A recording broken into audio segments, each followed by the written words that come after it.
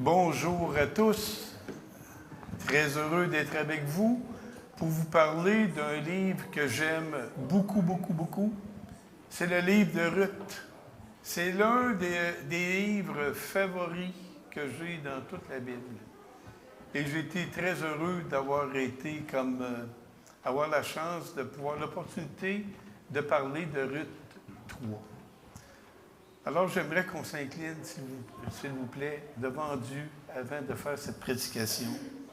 Seigneur Dieu, ce que nous verrons ce matin est tout à fait applicable dans nos vies maintenant.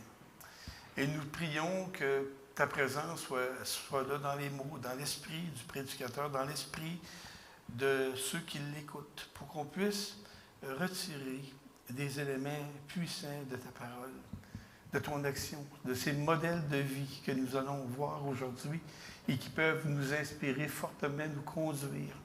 Seigneur Dieu, toute portion de ta parole est inspirée et vraie. Et elle avait un but. Et nous allons voir tout cela ce matin, Seigneur. Te remercions d'avoir créé cette Église à Bécancour et de l'occasion de pouvoir exposer ta parole avec le plus de droiture, de vérité, avec intégrité. Et c'est ma prière ce matin, Seigneur. Amen. Alors, on va résumer tout d'abord Ruth 3, OK? Qu'est-ce que c'est Ruth 3? Parce qu'on verra, soit en passant, c'est à la vieille école ce matin, il n'y a pas de PowerPoint, pour la simple raison que je n'ai pas eu le temps d'en préparer, OK? Je suis dans une étape de travail qui était extrêmement occupée. Même, je le doutais, moi, tu vas être capable d'arriver à temps pour ce dimanche. Donc, il n'y a pas de PowerPoint, il n'y a rien. Regardez pas en arrière pour voir s'il y a une image qui va apparaître. Il n'y en aura pas, OK? Vieille approche qu'on faisait quand j'ai commencé à faire des prédications. C'est en 1995, donc ça fait 30 ans cette année. Bien, c'était un peu comme ça qu'on faisait. Il n'y avait pas de PowerPoint, rien. Qu'est-ce que Ruth 3? Eh bien, Naomi, c'est une femme qui veut le mieux pour sa belle-fille Ruth. Ils se sont installés depuis quelque temps en Israël, près de Bethléem, et elle désire le mieux, et spécifiquement qu'elle puisse se trouver un mari pour stabiliser sa situation.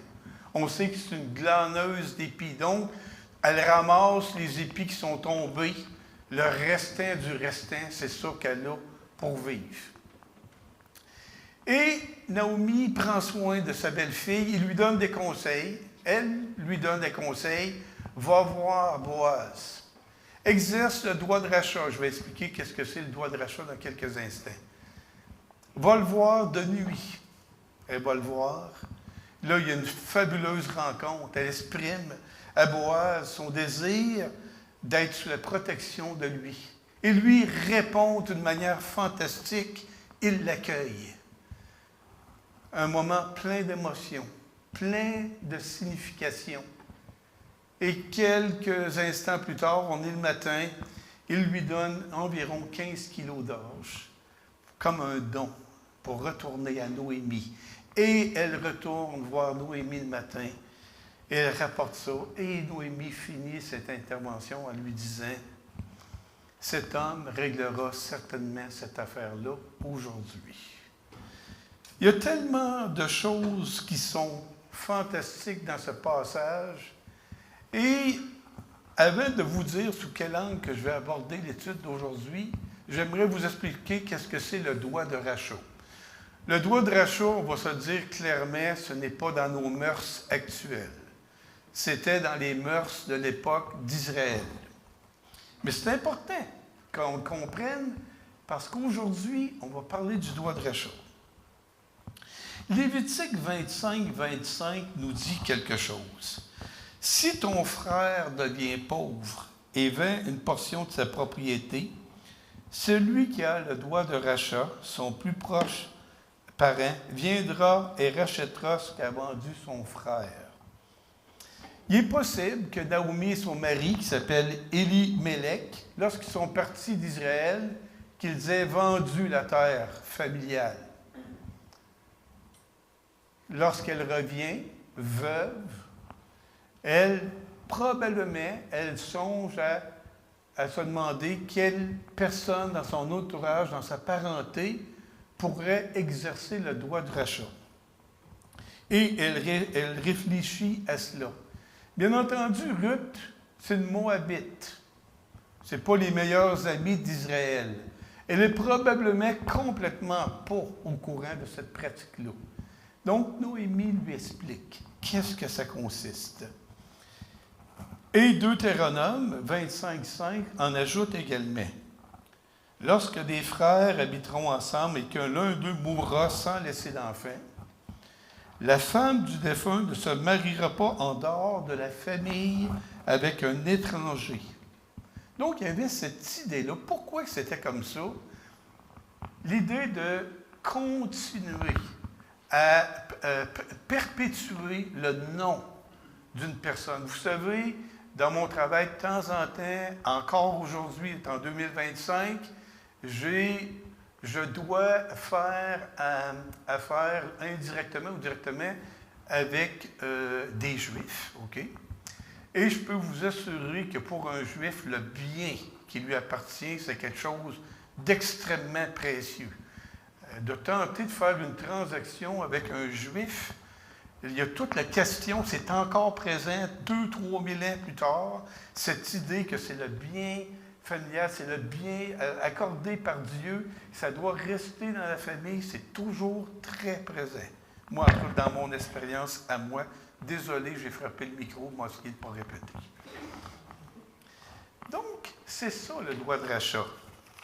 Et le droit de rachat, à ce moment-là, normalement, pour Naomi, le meilleur choix pour sa belle-fille, on va voir plus tard qu'elle avait un plus proche parent, c'est Boaz.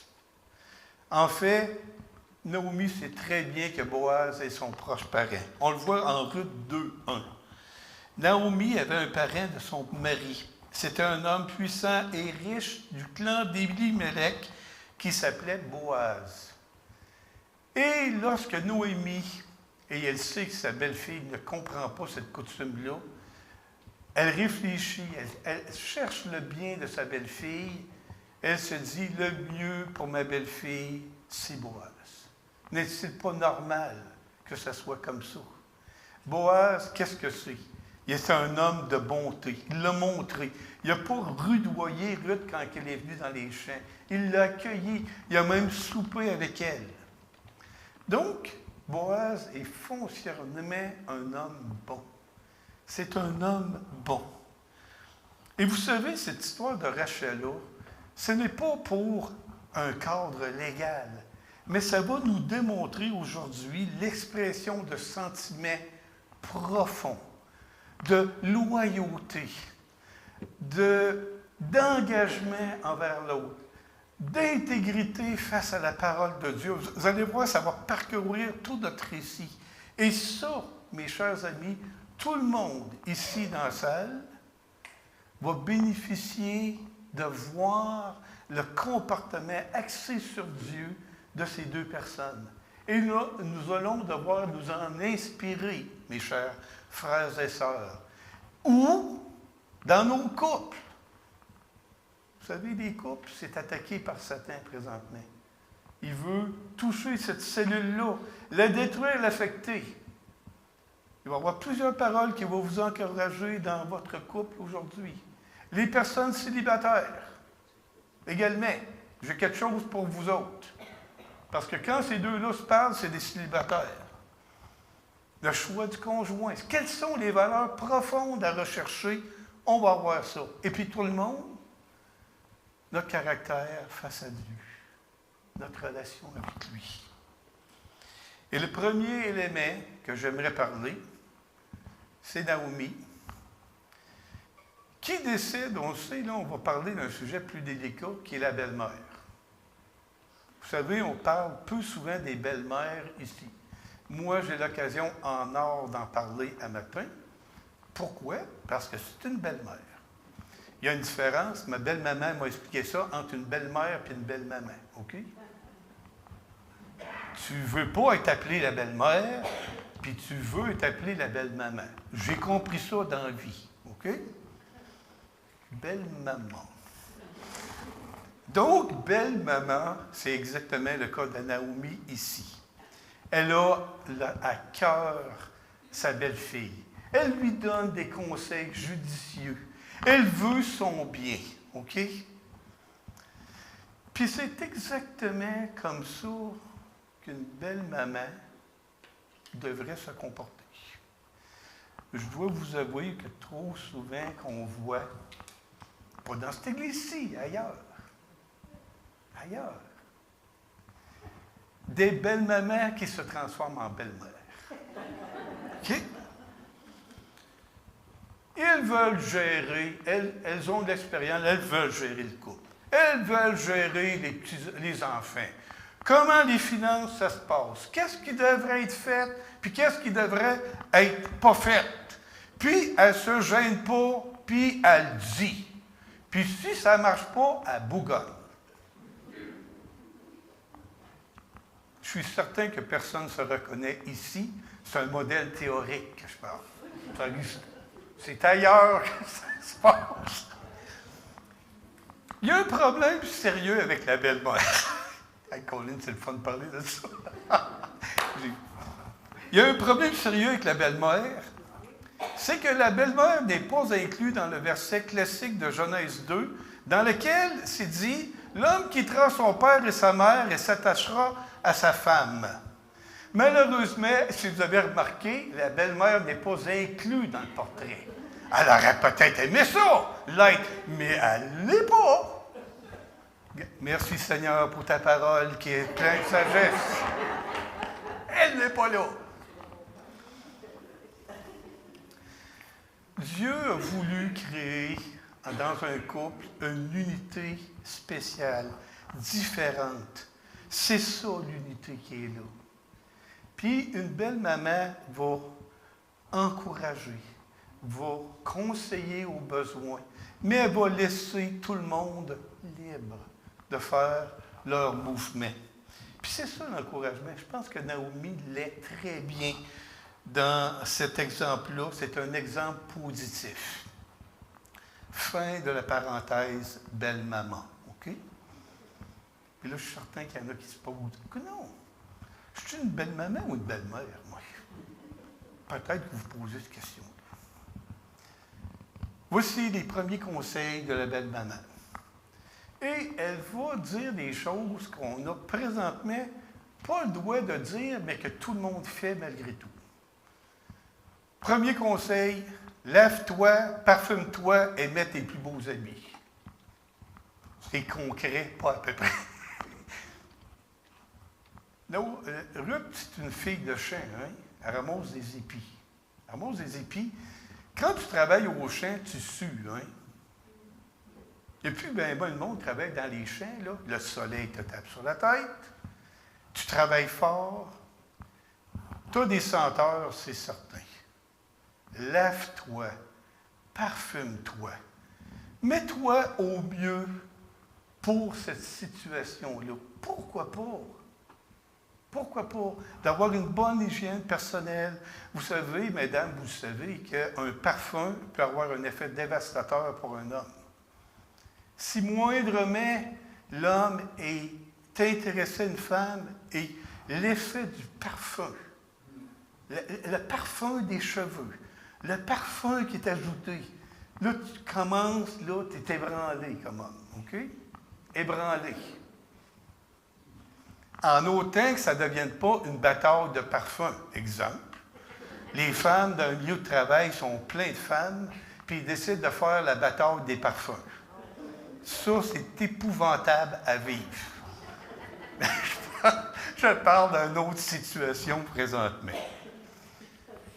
Quelle est le son de ça? Elle lui dit, tu vas accomplir une mission quand même spéciale. Mets-toi à ton mieux. Pourquoi pas? Mets-toi à ton mieux. Tu veux plaire à Boaz, et c'est certain que Boaz va le remarquer également. Fais donc ça. Moi, je dis très bon conseil. Très, très, très, très bon conseil. Il y a maintenant, malheureusement, on parle de couple, ce matin, je vous l'avais dit. Soit en passant, mes conseils pratiques sont distribués tout au long de la prédication. Attendez pas à la fin pour les poignées, ils sont tout le long. Conseils pratiques.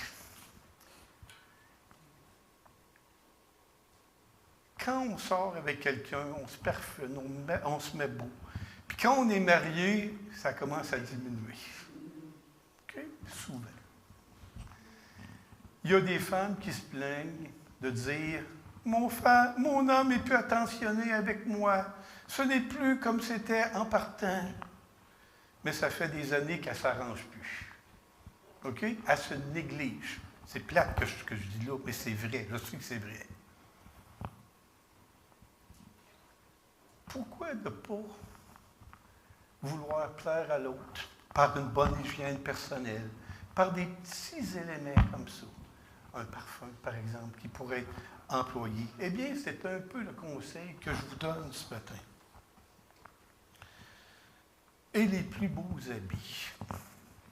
Soit en passant, pensez pas que je pense que vous vous négligez, là, madame. Là. Hein? J'espère que personne ne pense ça. Là, je n'ai pas dit ça. Là. Mais l'importance continuer d'être attentionné à son conjoint, c'est fondamental. Elle lui dit aussi, mets des beaux habits. Ça aussi, c'est important pour un homme. OK? C'est important. Et soit en passant, lorsqu'on regarde l'histoire de Ruth, qui se passe ici, Ruth, elle n'a pas rencontré Boaz de nuit, direct là que ça s'est passé. Sa belle-maman lui a dit, va voir, quand il aura bu, quand il aura mangé, va voir où il va se coucher. D'après moi, ils se sont vus et peut-être même parlé avant l'épisode de la nuit. C'est tout à fait possible lorsqu'on regarde le texte. En mettant ces plus beaux habits, le meilleur exemple que j'ai, messieurs, rappelez-vous lorsque vous avez vu votre épouse lors de votre mariage. Quel coup ça vous a donné? OK, là, je suis émotif, là, les gars. Là. Je sais que ça vous a tout claqué. Mentez pas. Ça vous a donné un coup solide. Pourquoi? Parce que vous avez vu cette belle femme-là que vous espériez depuis des années ou des mois. Vous l'avez vue dans toutes sortes d'habits. Mais cette journée-là, wow! Ça nous claque. On n'est jamais en avant. On est fait. Parce que vous êtes au meilleur de ce que vous pouvez jamais avoir été. Puis les gars ont ramolli par en dedans. Parce qu'on est ému. On est saisi de ça. On est saisi. Puis je m'imagine Boaz. Pour lui, Ruth, moi je pense qu'il l'avait déjà remarqué. Et il savait. Puis même, d'après moi, il commençait à avoir un intérêt pour cette femme-là. Ça ne m'étonnerait pas du tout. Et là, je m'imagine la scène. Il voit arriver cette belle femme-là. Je suppose qu'elle est belle, je ne sais pas pourquoi, mais elle a des belles valeurs, mais je crois qu'elle était jolie aussi. Ce n'est pas dit dans le texte. Il l'a toujours vue en habit de servante, en train d'être accroupie dans le champ. Quand on est dans le champ, on n'est pas comme habillé comme un matin, là. Hein? C'est des habits de l'époque. C'est fait pour résister à tout ça. Et là, il y a la voix dans ses plus beaux habits. Double claqué. Double claqué qui est là. Encouragement, je pense que vous voyez très bien où que je m'en vais. Pensons à l'autre dans nos relations. Pensons à l'autre. Pensons de continuer de plaire à l'autre. Qu'importe le nombre d'années, la petite attention que vous pouvez donner, ça va être remarqué. Et maintenant, on est rendu au moment de la rencontre. Moi, j'aime cette histoire-là parce que c'est une histoire romantique. OK? Je ne me le cache pas. J'ai toujours aimé le côté romantique de cette histoire-là. Je le trouve tellement beau, mixé avec la proximité avec Dieu. Donc, j'imagine maintenant Ruth. Elle se présente un peu discrète, mais en même temps, il faut bien qu'elle se montre. Elle examine où Boaz va se coucher, parce que c'est le conseil de sa belle-maman. Tu iras le trouver à ce moment-là. Elle se prépare et Boaz, à ce moment-là, c'est un cultivateur. Il a une récolte de grains. C'est de l'or, je pense bien. Vous savez, quand on est cultivateur puis on récolte, quel bonheur. Pensez à votre jardin, vous avez des beaux cocombes, des tomates en quantité. Quelle joie que vous éprouvez. Mais cette joie-là est encore plus grande quand vous vivez de ça et que vous voyez les bénédictions de Dieu sur vous en abondance. Vous les voyez. Et vous en profitez, vous êtes heureux. Le texte dit qu'il était gai, il a mangé, il a bu. Et par la suite, il va se coucher près des gerbes ou près du tas d'orge. À cette époque, les cultivateurs ne font plus ça présentement, couchaient près de leur récolte pour la protéger, puis être là le lendemain rapidement pour être sur le travail. Il se couche là. Et le texte fameux nous dit qu'à ce moment-là, un petit peu plus tard, Ruth s'approche de lui, découvre ses pieds. Tout est romantique. Elle découvre ses pieds. Oh, c'est beau. Qui me laisse croire qu'il y avait une couverture. Je n'en suis pas certain. Mais si tu découvres quelque chose, il faudrait bien qu'il y ait quelque chose avant. Là, tu le découvres. Il y avait une couverture. Elle se met à ses pieds. Déjà, se mettre aux pieds de quelqu'un, pouvez-vous vivre la signification de ça? Ce n'est pas pour rien que ce détail-là est dans la Bible. Vous savez que Jésus a lavé les pieds de ses disciples. Il était le roi, il a lavé les pieds de ceux qui devaient être ses esclaves, ses disciples. Se mettre aux pieds de quelqu'un, c'est se mettre dans une position de protection, de désir de protection, et j'ajoute même désir de soumission. Elle le fait consciemment, volontairement. Elle se couche là, soit dit en passant, pour être clair. Elle se couche à ses pieds et pas en position de la cuillère avec Boaz. Là. Juste que ça soit clair. Ce n'est pas une histoire de relation sexuelle qui se passe ici. C'est pas ça. Elle est à ses pieds. Comment, dans quelle position qu'elle est, je ne le sais pas. Est-ce que c'est sa tête qui s'approche de ses pieds? Est-ce qu'elle est perpendiculaire à Boaz? Le texte ne le dit pas, mais elle est à ses pieds, clairement. Et savez-vous ce qui se passe? Au milieu de la nuit, Boaz frissonne. D'autres textes disent « il eut peur ». Tout d'un coup, il réalise qu'il y a une femme à ses pieds. Il se tourne et il voit une femme à ses pieds. Mes amis parents ici, nous, on en a eu 6. Combien de fois ma femme et moi, on s'est réveillés la nuit parce qu'un enfant rentrait dans la chambre? OK? Nous, on en avait 6. OK? Et tu sens une présence dans la chambre. OK? Tous ceux qui l'ont vécu, je sais que vous comprenez. On sait qu'il y a quelqu'un, mais il fait noir, on est à moitié sonné. On ne sait pas c'est qui. Mais là, tu vois à travers l'ombre un peu, la manière que ça a marché, que ça a rentré, là, tu fais des suppositions. C'est-tu elle? C'est-tu lui qui est là? Puis c'est des moments des plus intéressants. Et la seule manière de savoir c'est qui, surtout quand tu as eu 6 enfants, c'est pas dans la Bible, ça. T'es qui, toi? C'est qui? C'est la première question qu'on pose. À qui on a affaire? Parce qu'on ne le sait pas. Et c'est exactement ce que Boaz va faire. Qui est-ce? Qui es-tu? Et lorsque je pense à cette question, chers frères et sœurs, je pense à toutes les qui es-tu dans la Bible. Jacob, lorsqu'il s'est battu avec Dieu sous forme d'homme, L'homme lui a dit, « Quel est ton nom? » Il répondit, « Jacob. » Genèse 32, 28. Dans l'épisode du buisson, lorsque Moïse voit le buisson brûler sans se consommer,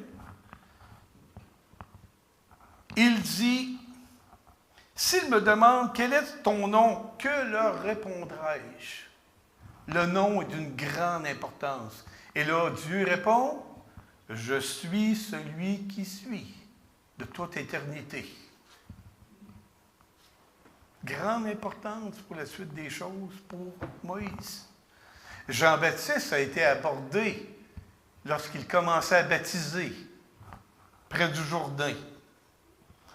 Et des Juifs envoyés de Jérusalem lui demandèrent, « Toi, qui es-tu? » Et lui répond, « Je ne suis pas ci, je ne suis pas le prophète, je ne suis pas le Messie, je ne suis pas Élie. » Il répond à l'inverse.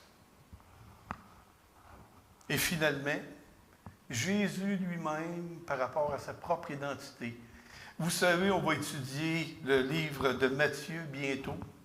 Et Matthieu, en chapitre 16, verset 13, a ceci. « Au dire des gens, qui suis-je, moi, le Fils de l'homme? Qui suis-je, moi, le Fils de l'homme? » Ils répondirent, les uns disent Jean-Baptiste, d'autres Élie, d'autres Jérémie ou l'un des prophètes. Mais vous, leur dit-il, que dites-vous que je suis? Simon-Pierre répondit, tu es le Christ, le Fils du Dieu vivant. Il a relevé son identité. Vous savez, cette question-là, souvent on se fait dire, quand on va arriver au ciel, on va seulement se faire poser la question par Jésus, on ne sait qui, pourquoi devrais-je te faire entrer au ciel? Moi, j'inverse un peu la question. Pour toi, qui suis-je? Imaginez que vous vous présentez devant Dieu, devant Jésus, et il te pose cette question-là. Puis là, tu es obligé de répondre. Certains vont dire, tu as été un bon exemple moral. D'autres vont dire, tu es un prophète. Les musulmans, par exemple, vont dire ça, tu es un prophète. D'autres vont dire, ah, tu es un personnage fictif, mais là, ils vont être pognés parce que Jésus va être là en réel. Mais j'ai toujours cru que tu étais un personnage fictif, puis inventé par les hommes. D'autres vont dire, tu es sans doute celui qui est là pour juger et récompenser ceux qui ont fait le bien avec les œuvres. Il va y avoir toutes sortes de réponses. Mais à ce moment-là précis, mes chers frères et sœurs, il y aura une question, une seule réponse qui sera valable. Tu es le Christ, c'est-à-dire le Messie, envoyé de Dieu pour sauver tous les hommes. Tu es le Fils du Dieu vivant, donc tu es divin, tu n'es pas simplement un homme. Et vivant, parce que tu es ressuscité. Vivant, parce que toujours actif dans nos vies présentement. Si vous n'avez pas, ou vous vous questionnez sur l'identité de Jésus, moi, vous laissez ce devoir de réfléchir à cette question que Jésus te pose aujourd'hui. Qui suis-je pour toi? Mais revenons à notre texte. Ruth 3, verset 9. Il dit, Boaz, à Ruth, « Qui es-tu? » Elle répondit en 17 mots en français. « Je suis Ruth, ta servante. Étends ton aile sur ta servante, car tu as le devoir de rachat. » Wow! Ça paraît d'une réponse ordinaire, c'est fantastique comme réponse. Imaginez-vous, on se replace là. Boaz ne sait pas qui est là. Il ne sait pas qui est là. Il se demande, il décèle que c'est une femme, mais il ne sait pas c'est qui. Et dès qu'elle dit « je », pour Boaz, parce qu'il connaît cette voix. Il la reconnaît.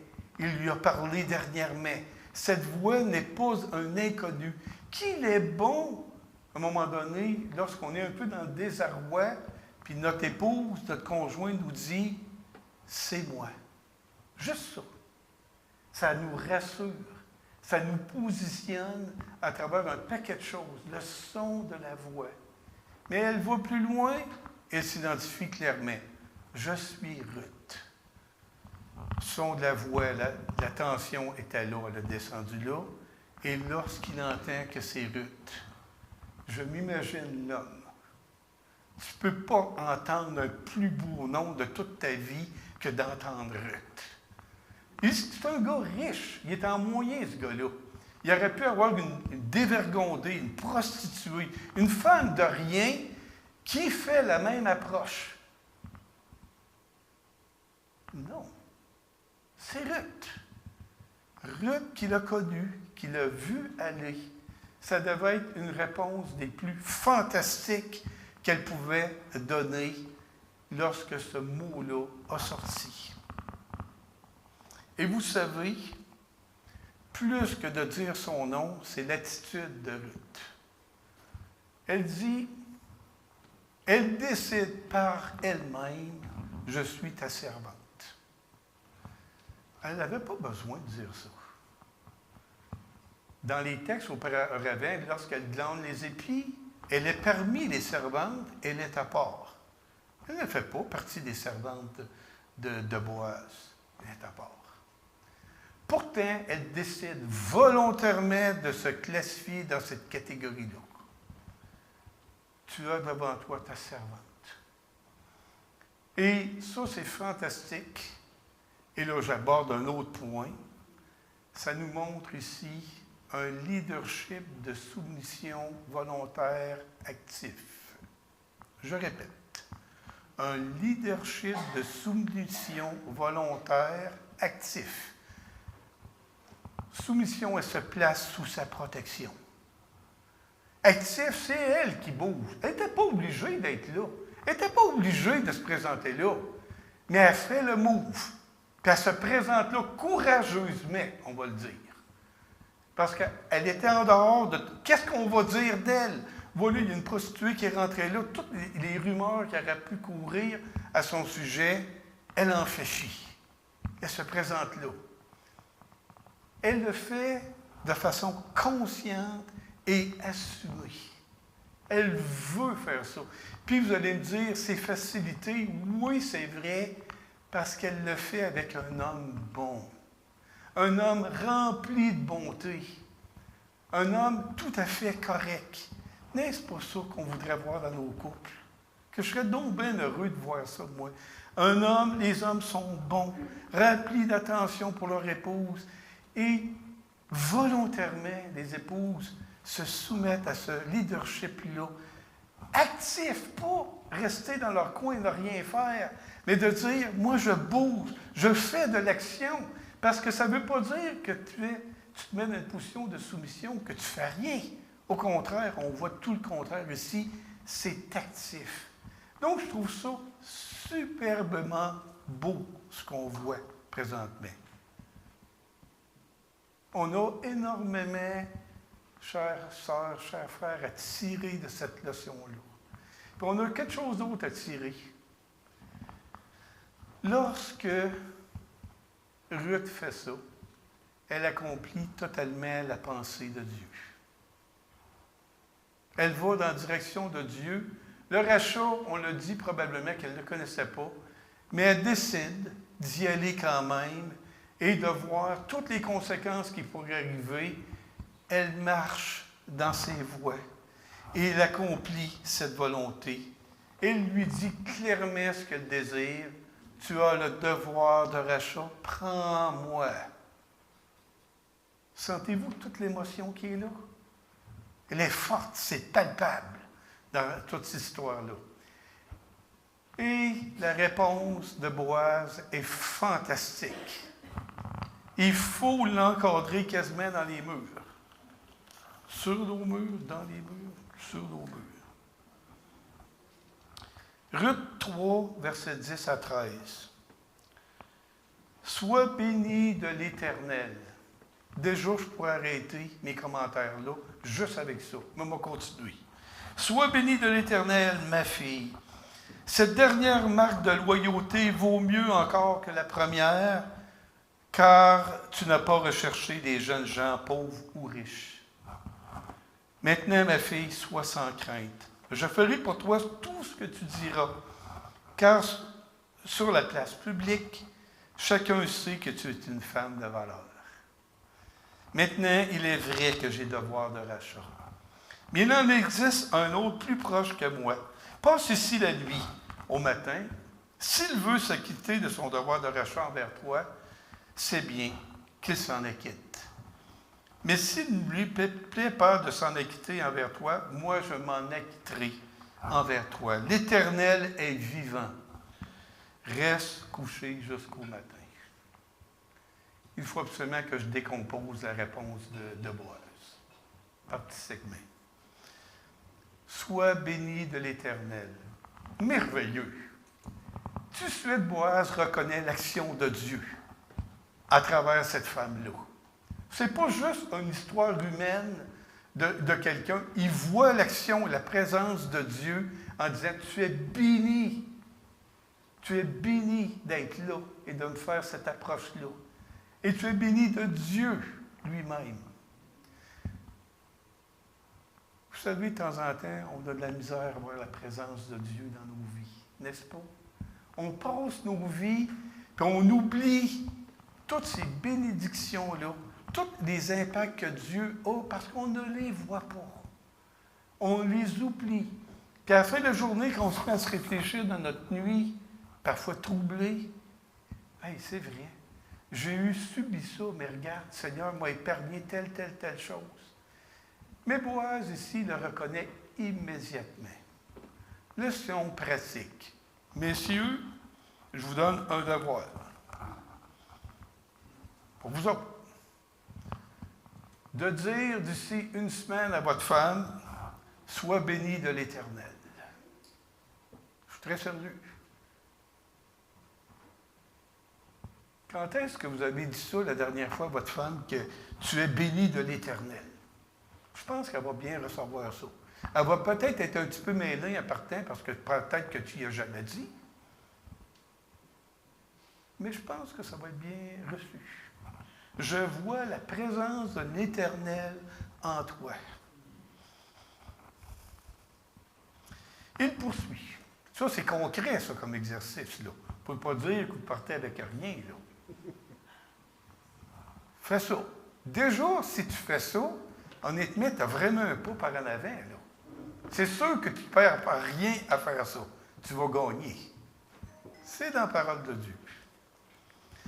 Maintenant, l'autre chose qu'il reconnaît en Ruth, c'est sa loyauté. Puis effectivement, messieurs, qu'il est intéressant d'avoir une femme qui nous accote, qui est loyale à nous, que qu'importe les circonstances, elle tient le fort. Ça va pas bien, tu t'es fait à la job, il y a un problème, tu as tout le temps le solide rempart qui est là à la maison. Ça va bien aller, tu vas voir, je suis en arrière de toi. De sentir cette loyauté-là, Colline, que c'est puissant chez un gars. C'est puissant, puissant, puissant. Vous n'avez pas la force que vous avez, mesdames, pour encourager votre gars, votre homme. La loyauté, le soutien indéfectible, ça vaut de l'or, ça. Lui, il l'a vu.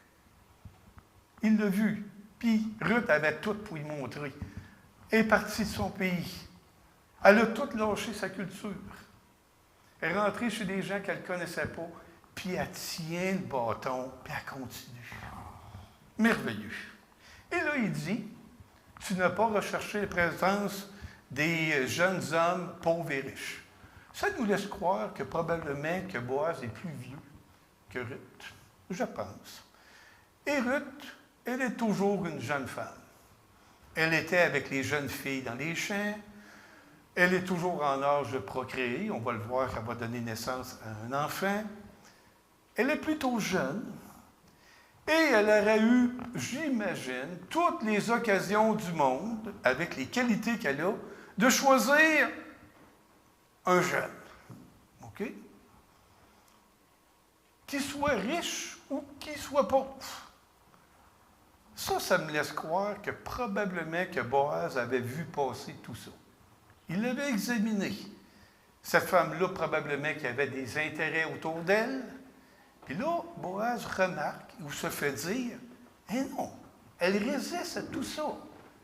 Elle file son chemin, puis il le voit parce qu'il ose lui dire et il met ça en grand honneur avec ça. » Alors, fantastique, on voit ici l'esprit de loyauté. Mesdames, exercer à votre mari, c'est un outil puissant, puissant, puissant.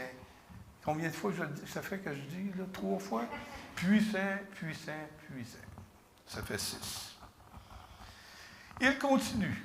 C'est tellement une rencontre de tendresse qui se passe. Maintenant, Boaz dit ça à Ruth. Maintenant, sois sans crainte. Pourquoi qu'il lui dit ça? Bien, moi, je vous avance une hypothèse.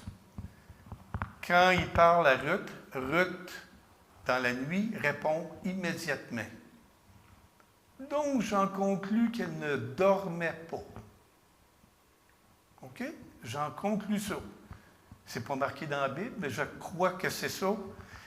Et, d'après moi, elle était tellement dans un esprit d'émotion et d'attente face à Boaz qu'elle ne pouvait pas être capable de dormir. Moi, avoir fait ça, c'est sûr que je ne dors pas. Sûr, sûr, sûr. Je ne dors pas. Et j'attends avec impatience la réponse.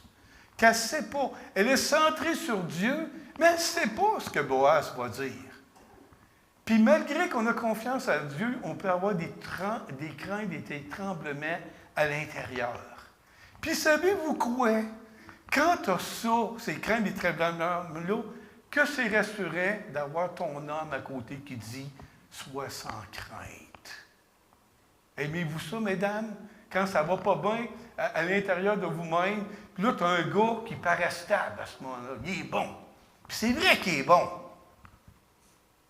Sois sans crainte, chérie. On va s'occuper de ça. C'est-tu assez rassurant, ça? On a-tu besoin de vivre ça? Oui, on a besoin de vivre ça. On a besoin de vivre ça. C'est une leçon de couple, cette histoire-là. C'est fantastique. Moi, je prie que tout le monde va ressembler à ces deux personnages-là. Et maintenant, ça continue. Il dit, tu es une femme de valeur, tout le monde le sait. C'est même rendu sur la place publique. Imaginez-vous ça. C'est une jeune femme qui ramasse des épis. Ça, c'est probablement dans l'échelle sociale le plus bas que tu ne peux pas avoir. Tu n'as rien qui t'appartient. Tu ne fais pas partie de la gang, puis tu survis en ramassant des épis dans un champ. Les restants des restants, c'est toi qui ramasses.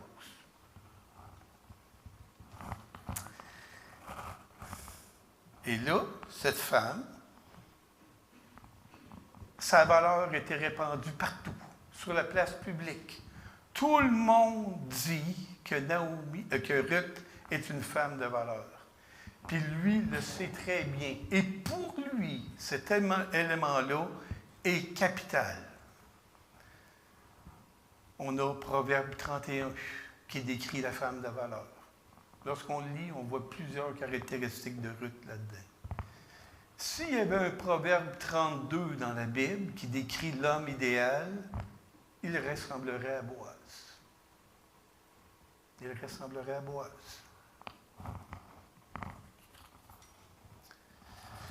Et là, pourquoi que Boaz est fantastique comme ça?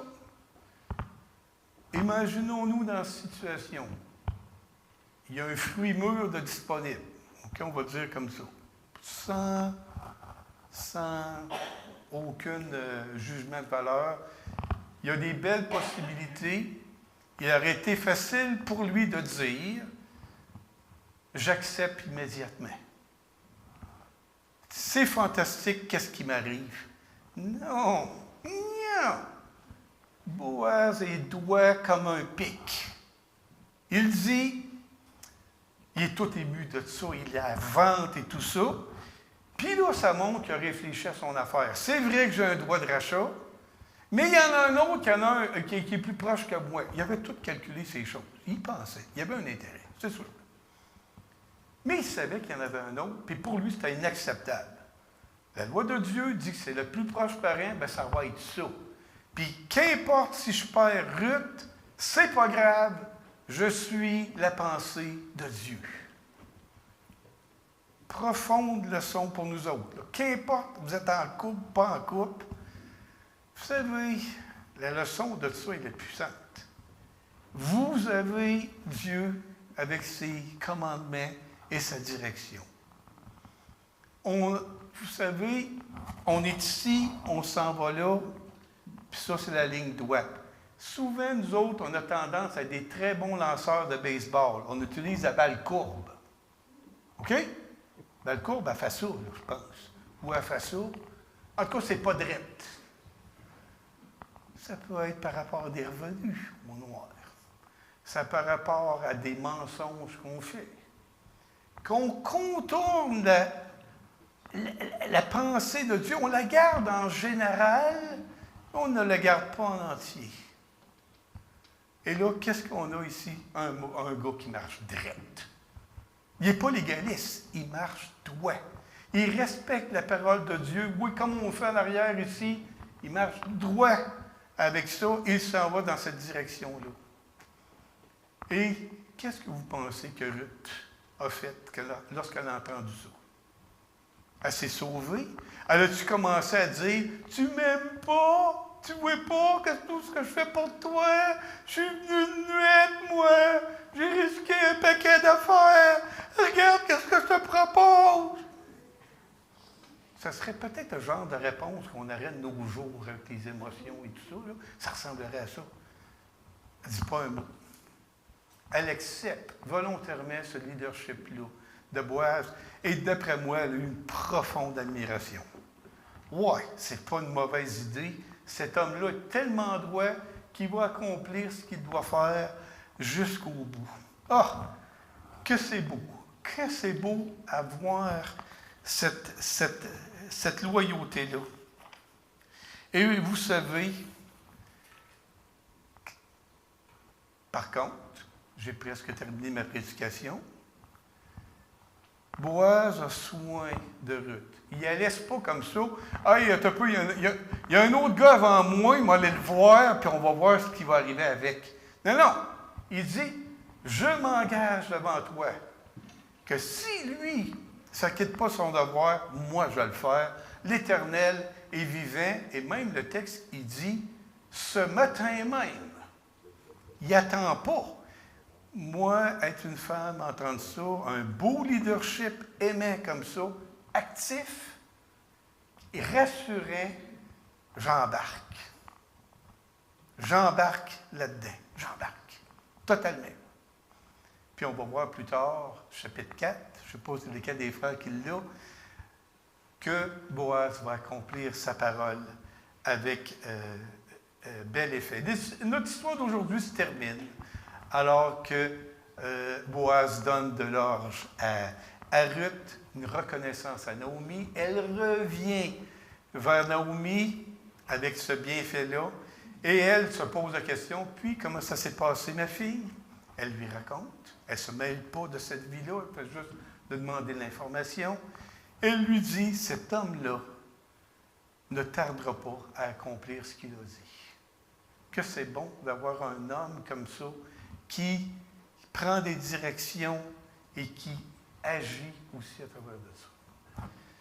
Frères et sœurs, tous ceux qui nous écoutent présentement, pour terminer ce message, je ne vous laisse pas avec des conseils et des directions, je les ai donnés tout au long de ce message-là. Je vous laisse cependant avec 4 questions. Vous choisirez vous-même laquelle de ces questions que vous voulez répondre. OK? Voici les 4 questions. La plus importante est la première. Qui suis-je? Que répondrais-tu à Jésus s'il te demandait aujourd'hui ou dans l'éternité, qui suis-je? Quelle serait ta réponse? Puis là, on va se le dire franchement, c'est pas... de temps en temps, on voit ça dans les examens. Ah, toutes les réponses sont bonnes. Là, c'est pas le cas, là. C'est pas vrai que toutes les réponses sont bonnes, là. La réponse, on l'a vu. Tu es le Christ, le Messie, le Fils du Dieu vivant, ressuscité, le Seigneur de ma vie. Première question, qui suis-je? Deuxième question. Comment je me comporte avec mon ou ma conjointe? Je répète, vous pouvez choisir celle-là aussi. Comment je me comporte avec mon ou ma conjointe? 3. Peut-être meilleur que la deuxième. Comment puis-je ressembler davantage à Ruth et à Boaz? Comment je pourrais faire pour ressembler directement et plus à ces beaux personnages-là? Comment je pourrais faire ça? Et 4. Comment puis-je marcher droitement dans les voies de Dieu? Ne pas faire la balle courbe, comme j'ai expliqué. Ça, c'est une autre question que chacun d'entre nous, vous devez vous poser. J'espère que ce message-là vous a fortifié, vous a encouragé. Il y a de l'émotion là-dedans, puis il y a la présence de Dieu éternelle qui est là, qui est partout dans ce message-là, parce que le destin providentiel de Dieu s'accomplit. Et je vous laisse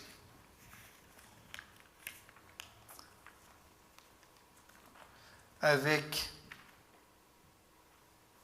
simplement cette bénédiction. Ça ne peut pas être plus une bénédiction. C'est tiré du texte d'aujourd'hui. Soyez bénis de l'Éternel. Et c'est dans cette voie-là que j'aimerais qu'on va terminer ce culte aujourd'hui. Que le Seigneur prenne bien soin de vous. Soyez bénis et soyez une source de bénédiction autour de vous dès cette semaine. Amen.